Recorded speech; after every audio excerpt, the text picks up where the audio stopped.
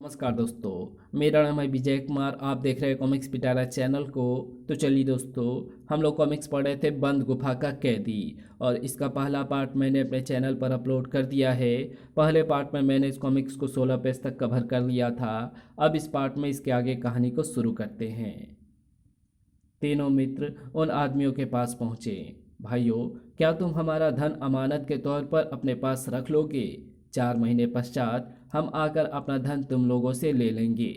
हाँ भाई, हम लोग तुम्हारी अमानत रख लेंगे, लेकिन उससे पहले तुम तीनों को एक एक करके अलग अलग अपना धन सौंपना होगा। हमें मंजूर है। तब त्रिभुवन ने उन तीनों में से एक गांव वाले को अपनी रकम सौंप दी। तब उसने त्रिभुवन से कहा, भाई, 4 माह पश्चात जब तुम अपनी अमानत लेने आओ, तब जिसके पेट में दांत हो उसके घर में आना। जब गोपू ने दूसरे गांव वालों को अपना धन सौंपा, तो उसने कहा, भाई, जब तुम अपनी अमानत वापस लेने आओ, तब जिसके पेट में पानी हो उसके घर में आना। जब सोमेश्वर ने तीसरे गांव वाले को अपनी रकम सौंपी, तो उसने कहा, भाई, 4 माह पश्चात तुम अपनी अमानत उस घर में लेने आना जिसके पेट में मूछ हो। इस तरह अपना अपना धन तीनों गांव वालों को सौंपकर वे तीनों मित्र वहां से चल दिए। सबसे पहले गोपू कीरतपुर के जमींदार रामधन के पास पहुंचा। अरे गोपू, तू इतनी जल्दी अपने घर वालों से मिलकर वापस आ गया? हाँ मालिक, मैं फिर आपके पास काम करने आया हूँ। तब जमींदार रामधन ने गोपू को पुनः नौकरी पर रख लिया। इसी प्रकार सोमेश्वर और त्रिभुवन भी अपने पुराने मालिकों के पास जाकर नौकरी करने लगे। इस प्रकार 4 महीने पूरे हुए। निश्चित स्थान पर तीनों मित्र फिर आपस में मिले। अब हमें उन तीनों बुजुर्गों के पास चलना चाहिए जिनके पास हम 4 माह पहले अपना धन अमानत के रूप में रख गए थे। तब तीनों दौलतपुर गांव में उस मकान के पास पहुंचे जहां तीनों गांव वाले 4 माह पहले उन्हें मिले थे। तो उस घर का गृह स्वामी उनसे बोला, क्या बात है भाइयों, तुम किससे मिलना चाहते हो? भाई, 4 माह पहले हमने आपके मकान के बाहर बैठे 3 आदमियों को अपना धन अमानत के तौर पर सौंपा था। अब हम उस धन को कैसे लेने आए अब हम उस धन को लेने आए हैं। भाई, हमने अपना धन जिन 3 आदमियों को सौंपा था, उन्होंने अपने मकानों का आता पता बड़ा विचित्र बताया था। अब हम समझ नहीं पा रहे हैं कि उनके बताए विचित्र पतों पर उनकी तलाश कैसे करें। उन तीनों ने तुमसे क्या कहा था? पूछने पर गोपो ने उन तीनों आदमियों का वार्तालाप उसे बताया। सारी बात जानकर इसमें इतना परेशान होने की क्या बात है भाइयों। देखो, हमारे पूरे गांव में 3 ही घर ऐसे हैं जिनमें से एक में अनार का पेड़ है, दूसरे में नारियल का पेड़ है, और तीसरे में आम का पेड़ है। इसका क्या मतलब हुआ भाई? तो सुनो, जिसके पेट में दांत होने की बात कही थी, उसके घर में अनार का पेड़ है। जिसके पेट में पानी होने की बात कही थी, उसके घर में नारियल का पेड़ है। और जिसने पेट में मूंछ होने की बात कही थी, उसके घर में आम का पेड़ है। तुम तीनों मेरे द्वारा बताए गए पते पर जाओ, तुम्हें तुम्हारी अमानत वापस मिल जाएगी। ओह, तुम तो बहुत बुद्धिमान हो भाई, तुम तो बड़ी ही सरलता से बाल की खाल निकाल दी। तब वे तीनों खोजते खोजते उस मकान के बाहर पहुंचे जिस मकान में अनार का पेड़ खड़ा था। गोपू त्रिभुवन से बोला, त्रिभुवन, तुम मकान में जाओ और शीघ्र ही अपना धन वापस लेकर आओ। तब तक हम दोनों यहीं पर रुककर तुम्हारी प्रतीक्षा करते हैं। ठीक है। तब त्रिभुवन उस घर के मालिक के पास पहुंचा। भाई, 4 माह पहले मैंने जो धन अमानत के तौर पर तुम्हें रखने को दिया था, कृपया करके उसे लौटा दो। भाई, तुम्हारी अमानत को मैंने संभाल कर रखा हुआ है, पर अभी मैं काम में लगा हुआ हूँ। जब जब राजा मरे और प्रधानमंत्री गद्दी पर बैठे, उस समय तुम अपना धन लेने मेरे पास आना। विस्मय में डूबा त्रिभुवन अपने मित्र के पास पहुंचा। क्या हुआ? क्या तुम अपना धन वापस ले आए? नहीं, अभी वो आदमी काम में लगा हुआ है। उसने फिर आने के लिए कहा है। फिर त्रिभुवन ने उस आदमी से हुई वार्तालाप अपने मित्र को बताया। इसके बाद वे तीनों उस मकान के बाहर पहुंचे जिसके आंगन में नारियल का पेड़ लगा था। जाओ गोपू, अंदर जाकर अपना धन ले आओ। तब गोपू उस मकान के स्वामी के पास पहुंचा और उससे अपना धन मांगा। तो भाई, तुम्हारी अमानत को मैंने हिफाजत से रखा है, पर इस समय मैं काम कर रहा हूँ। जब लोहे की थाली सोना उगलने लगे तब अपना धन वापस लेने आना। ठीक है। जब गोपू अपने मित्रों के पास पहुंचा, तुम तो अपना धन वापस ले आए होगे गोपू। नहीं त्रिभुवन, ये आदमी भी इस समय काम में लगा हुआ है। उसने मुझसे फिर आने को कहा है। कमाल है, यहाँ हर कोई काम में लगा हुआ है। तब वे उस घर के बाहर पहुंचे जिस घर में आम का पेड़ खड़ा था। अपने मित्रों को घर के बाहर खड़ा करके सोमेश्वर ने उस घर में प्रवेश किया। ओह, ये आदमी भी काम में लगा हुआ है। सोमेश्वर ने उस आदमी के पास जाकर अपना धन वापस मांगा। तो भाई, तुम्हारा धन वैसे का वैसा ही रखा हुआ है, पर अभी मैं फुर्सत में नहीं हूँ। जब लोहे का सवार लकड़ी के घोड़े पर चढ़े तब तुम अपना धन लेने मेरे पास आना। तब तक मैं भी अपने काम से फुर्सत पा लूँगा। अच्छा भाई। सोमेश्वर भी बिना धन लिए वापस अपने मित्रों के पास पहुंचा। तो वे आपस में सलाह करने लगे, कहीं ऐसा तो नहीं कि तीनों आदमियों ने झांसा देकर हमें टरका दिया हो। उन्होंने ऐसी विचित्र बातें हमसे कही है कि वे बातें हमारी समझ से परे है। त्रिभुवन, जो भी हो, वे तीनों आदमी हमें ठग नहीं सकते। जरूर उनकी बातों में कोई सार छिपा हुआ है। हमें उसी आदमी के पास चलकर अपनी समस्या उसे बतानी चाहिए जिसने हमें इन तीनों आदमियों के घर के पते बताए थे। क्या पता वो आदमी इन आदमियों की बातों में छुपा हुआ मतलब भी हमें बता दे। तुम ठीक कह रहे हो सोमेश्वर, हमें उस आदमी के पास ही चलना चाहिए। तब वे तीनों पुनः उस आदमी के पास पहुंचे जिसने उन्हें तीनों गांव वालों के घर के पते बताए थे। क्या बात है, तुम तीनों वापस क्यों लौट आए? क्या तुम्हें उन लोगों के घर नहीं मिले? नहीं, ऐसी कोई बात नहीं है। उन लोगों के घर तो हमें मिल गए हैं, पर उन्होंने हमें फिर आने को कहा है। उन तीनों ने ऐसे विचित्र समय में हमें बुलाया है कि हमारी समझ में नहीं आ रहा है कि अपना धन लेने हम उन लोगों के पास पुनः कब जाएं। क्या आप हमारी उलझन सुलझा सकते हैं? अच्छा, मुझे ये बताओ कि उन तीनों ने तुम्हें कब आने को कहा है? तब सोमेश्वर ने उन्हें सारी बात बताई। सुनकर, उन तीनों गांव वालों ने तुम्हें सही वक्त पर बुलाया है। सुनो, मैं उनके द्वारा कही गई बातों में छिपा हुआ सार तुम्हें बताता हूँ। ध्यान से सुनो। वीरमणि को इतनी कहानी सुनाने के पश्चात राजकुमारी सपना ने उससे कहा, युवराज, तुम्हें यह बताना है कि उस गांव वाले ने तीनों मित्रों को क्या बात बताई जिसका अनुसरण करते करके वे तीनों मित्र उचित समय पर उन लोगों के पास पुनः गए जिनके पास उनका धन रखा हुआ था। क्या उन तीनों मित्रों को अपना धन वापस मिल सका? राजकुमारी सपना की बात सुनकर वीरमणि सोच में डूब गया। कुछ देर पश्चात राजकुमारी उस गांव वाले ने तीनों मित्रों को जो बात समझाई थी वो मैं तुम्हें बताता हूँ। जरा हम भी तो सुने कि तुमने हमारे प्रश्नों के क्या उत्तर ढूंढे हैं। तो सुनिए राजकुमारी जी। त्रिभुवन से गांव वाले ने कहा कि जब राजा मरे और प्रधानमंत्री गद्दी पर बैठे तब तुम अपना धन वापस लेने मेरे पास आना। उसके कहने का तात्पर्य ये था कि सूरज राजा है और चांद प्रधानमंत्री है। मतलब ये कि जब सूरज डूबे और चांद निकले तब तुम धन लेने मेरे पास आना। इसी प्रकार जब गोपू अपना धन लेने के लिए दूसरे गांव वाले के पास पहुंचा तो उसने गोपू से कहा कि जब लोहे की थाली सोना उगलने लगे तब अपना धन लेने वापस मेरे पास आना। उसके कहने का मतलब ये था कि जब लोहे की थाली की प्रतीक डिबरी सोना उगलने लगे यानी जल जाए, मतलब ये कि जब दिया बत्ती का समय हो तब अपनी अमानत लेने आना। अंत में सोमेश्वर जब तीसरे गांव वाले से अपना धन लेने गया तो उस गांव वाले ने सोमेश्वर से कहा कि जब लोहे का सवार लकड़ी के घोड़े पर चढ़े तब अपना धन लेने आना। लकड़ी के घोड़े का मतलब लकड़ी के दरवाजे से, और लोहे के सवार से मतलब है दरवाजे में लगने वाली कुंडी से।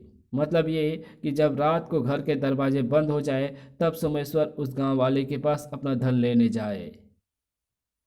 तीनों मित्र इस प्रकार तीनों गांव वालों के पास गए और खुशी खुशी अपना धन लेकर वापस लौटे।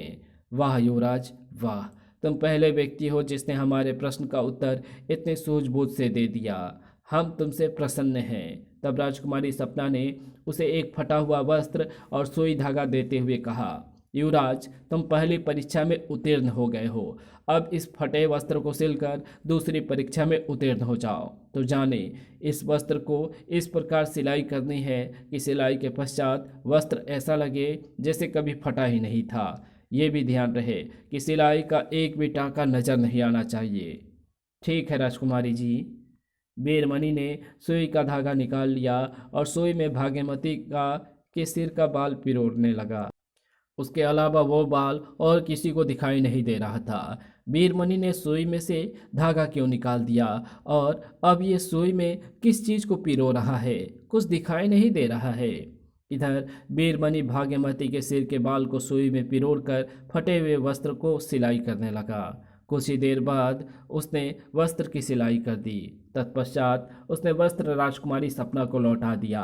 अद्भुत, तुमने तो वास्तव में ही इस प्रकार से फटे हुए वस्त्र को सिला है कि सिलाई का एक भी टाका नजर नहीं आ रहा है। युवराज, तुम दूसरी परीक्षा में भी उत्तीर्ण हो गए हो। यह सुनकर राजा फूल सिंह ने वीरमणि से कहा, युवराज वीरमणि, तुमने परीक्षा में उत्तीर्ण होकर हमें समस्त चिंताओं से मुक्त कर दिया है। हम राजकुमारी सपना के विवाह के संबंध में बहुत चिंतित थे। तुम्हें अपना दामाद बनाकर हमें प्रसन्नता होगी। हम कल ही राजकुमारी सपना से तुम्हारा विवाह कर देंगे। दूसरे दिन खूब धूमधाम से राजकुमारी सपना और वीरमणि का विवाह हो गया।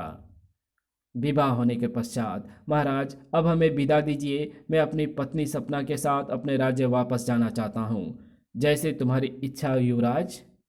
राजा फूल सिंह ने खूब दान दहेज के साथ राजकुमारी सपना को विदा किया। चंदनवन के पास पहुंचकर सब लोगों को वीरमणि ने चंदनवन के बाहर ही रोक दिया और राजकुमारी सपना को साथ लेकर वन में उस गुफा के पास पहुंचा जहां उसे भाग्यमती मिली थी। गुफा के बाहर ही भाग्यमती बैठी हुई थी। तुम आ गए वीरमणि। कौन है ये बदसूरत स्त्री? वीरमणि रथ से उतर कर राजकुमारी सपना के साथ भाग्यमती के पास आया। वो भाग्यमती से बोला, मैंने अपना वचन निभा दिया है। मैं राजकुमारी सपना को लेकर आया हूँ। तुम्हें वचन का पालन करते देख मुझे बहुत प्रसन्नता हुई है। तब वीरमणि ने राजकुमारी सपना से कहा, सपना, इन देवी के आशीर्वाद से ही मैं तुमसे विवाह कर सका। तुम इनके चरण स्पर्श करो। लेकिन ये है कौन? ये तो मैं भी नहीं जानता। तब सपना ने आगे बढ़कर भाग्यमती के चरण स्पर्श किए। सपना ने जैसे ही भाग्यमती के चरण स्पर्श किए, भाग्यमती एकदम अदृश्य हो गई। ये देखकर, अरे, वो दयालु स्त्री अचानक कहाँ गायब हो गई? मैं बताती हूँ स्वामी कि वो दयालु स्त्री कौन थी। क्या तुम उसे जानती हो? स्वामी, वो एक पिशाचनी थी। क्या कह रही हो? मैं सच कह रही हूँ स्वामी। मुझे भगवान से उसे वरदान मिला हुआ है कि मैं जिस किसी पिशाच को स्पर्श करूंगी वो पिशाच योनि से मुक्ति पा जाएगा। इसी प्रकार मेरे स्पर्श से ये पिशाचनी भी मुक्त हो गई है। ये सुनकर वीरमणि आश्चर्य में डूब गया। तभी भाग्यमती की आवाज़ वायुमंडल में गूंजी, राजकुमारी सपना ठीक ही कह रही है वीरमणि। मैं एक पिशाचनी ही थी। अपने मुक्ति के लिए ही मैंने ये सब किया था। ओह, तो इसलिए तुम राजकुमारी सपना से अपने चरण स्पर्श करवाना चाहती थी? हाँ वीरमणि, अब मैं तुम्हें ये बताती हूँ कि मैं कौन हूँ। बेटा, मैं तुम्हारी स्वर्गवासी माँ महारानी भाग्यमती हूँ। ये आप क्या कह रही हैं? मैंने तो आज तक अपनी माँ को नहीं देखा। वीरमणि, जब तुम केवल 2 ही वर्ष के थे तो मुझे दूध में जहर देकर तुम्हारी सौतेली माँ रानी कमलनी ने मेरी हत्या कर दी थी। तब से ही मैं पिशाचनी बनकर इस प्रकार भटक रही थी। ओह, लेकिन महारानी कमलनी ने आपके साथ ऐसा क्यों किया? वीरमणि, रानी कमलनी एक जादूगरनी है। उसने राजा चूड़ामणि को अपने प्रेम पास में बांध लिया था। वो महारानी बनने के सपने देखने लगी थी और मैं उसके महारानी बनने के रास्ते में बाधा थी। ये सुनकर वीरमणि क्रोध से कांपने लगा। माँ, मैं उस चंडालनी कमलनी को जीवित नहीं छोड़ूंगा। वीरमणि, क्रोध में ना आओ। कमलनी एक जादूगरनी है। उसकी मौत इतनी आसान नहीं है जितना तुम समझ रहे हो। तब मैं क्या करूं माँ? बेटे, यहाँ से कुछ ही दूरी पर तो वन के बाहर महर्षि योगीनाथ का आश्रम है। तुम उनके पास जाओ और उनसे कमलनी की मृत्यु का उपाय पूछो। वो तुम्हें सही रास्ता दिखाएंगे। ठीक है माँ, मैं अभी महर्षि योगीनाथ के पास जाता हूँ। जाओ बेटा, मेरा आशीर्वाद तुम दोनों के साथ है। तब वीरमणि दुखी मन से राजकुमारी सपना के साथ वहाँ से चल दिया। वो सीधा महर्षि योगीनाथ के आश्रम में पहुँचा। आओ बेटा, क्या अपनी माँ भाग्यमती का उद्धार कर आए? हाँ महर्षि, एक माँ का उद्धार तो कर आया हूँ, अब दूसरी माँ के उद्धार का उपाय पूछने आपके पास आया हूँ। तुम महारानी कमलनी की बात कर रहे हो? आप तो सर्वज्ञानी हैं महर्षि, कोई ऐसा उपाय बताइए जिसके करने से जादूगरनी कमलनी का अंत हो सके। तो सुनो वीरमणि, कमलनी के दोनों पांव के अंगूठों में काला धागा बंधा हुआ है। वो काला धागा ही कमलनी के जीवन की डोर है। यदि किसी प्रकार तुम उन काले धागों को तोड़ दो तो जादूगर कमलनी का अंत हो सकता है। ये तो मेरे बाएं हाथ का खेल है महर्षि योगीनाथ। तब वीरमणि और राजकुमारी सपना ने महर्षि योगीनाथ को प्रणाम किया और आश्रम में चल दिए। कई दिन के सफर के पश्चात वीरमणि दिगंबरपुर पहुंचा। आओ वीरमणि, लगता है तुम राजकुमारी सपना को ब्याह कर ले ही आए हो। हाँ माँ, ये सब आपके कारण संभव हो सका है। ना आप मेरे बोल ही मारती और ना मैं राजकुमारी सपना से विवाह करने का प्रण करता। सबसे पहले वीरमणि और सपना ने राजा चूरमणि के चरण स्पर्श किए। जुग जुग जियो मेरे बच्चे। तत्पश्चात वे दोनों महारानी कमलनी के चरण स्पर्श करने के लिए उसके पैरों की ओर झुके। दुष्टा कमलनी, आज तेरे कुकर्मों का फल तुझे मिलने वाला है। तूने अकारण ही मेरी निर्दोष माँ को मारा था। आज मैं उस बात का तुझसे बदला लूंगा। नीचे झुकते ही वीरमणि ने कमलनी के दोनों अंगूठे से बंधे काले धागे कसकर पकड़ लिए। ऐसा करते ही, अरे वीरमणि, ये क्या अनर्थ कर रहे हो? इन धागों को छोड़ दो, मेरा दम घुटा जा रहा है। जादूगर कमलनी, तू लाख गिड़गिड़ा ले, पर मैं ऐसा कदापि नहीं करूंगा। वीरमणि की बात सुनकर राजा चूड़ामणि चौंका। ये तुम क्या कर रहे हो वीरमणि? ये तुम्हारी माँ है और माँ के साथ तुम्हें अभद्रता नहीं करनी चाहिए। पिताजी महाराज, ये मेरी माँ नहीं, मेरी माँ की हत्यारनी है। ये ये क्या कर रहे ये क्या कह रहे हो वीरमणि? मेरे तो कुछ समझ में नहीं आ रहा है। पिताजी महाराज, आज से 18 वर्ष पहले इस दुष्टा ने मेरी माँ महारानी भाग्यमती को दूध में जहर मिलाकर पिला दिया था, जिसे पीते ही मेरी माँ की मृत्यु हो गई थी। ये कैसे हो सकता है? हमें अच्छी तरह याद है, महारानी भाग्यमती की मृत्यु के बाद जब हम अपने राज्य वापस लौटे थे तो रानी कमलिनी ने हमें बताया था कि सांप के काटने से महारानी भाग्यमती की मृत्यु हो गई थी। पिताजी महाराज, इस जादूगरनी ने आपसे कहा और आपने इस बात को मान ली। इसने आपसे झूठ कहा था पिताजी महाराज। इसने स्वयं महारानी बनने के लिए महारानी भाग्यमती की हत्या की थी। फिर वीरमणि ने सारी बात विस्तार पूर्वक राजा चूड़ामणि को बताई। सारी बात जानकर, ओह कमलनी, तुमने हमारे साथ इतना बड़ा छल किया, तो हमारी प्राणों से प्यारी महारानी भाग्यमती को तुमने मारा था। महाराज, मुझे क्षमा कर दो। वीरमणि से कहो कि वो मेरे अंगूठे में बंधे धागे को छोड़ दे। ये सुनकर चूड़ामणि ने वीरमणि को आज्ञा दी। वीरमणि, इस चंडालिनी को मौत के घाट उतार दो। हम इसकी सूरत भी नहीं देखना चाहते। तब वीरमणि ने कमलनी के पांव के अंगूठे में बंधे काले धागे को तोड़ दिया। आह! कमलनी की तुरंत ही मृत्यु हो गई। तभी वहां पर भाग्यमती की आवाज गूंजी। कमलनी का अंत देखकर आज मेरी भटकती आत्मा को शांति मिली है। इसके पश्चात राजा चूड़ामणि ने महारानी भाग्यमती की याद में एक भव्य मंदिर का निर्माण करवाया और वीरमणि और सपना के साथ सुखीपूर्वक रहने लगे। इसी के साथ ये कहानी यहीं समाप्त होती है। तो आपको ये वीडियो कैसी लगी? अगर आपको ये वीडियो अच्छी लगी हो तो इस वीडियो को लाइक शेयर कमेंट ज़रूर कर देना।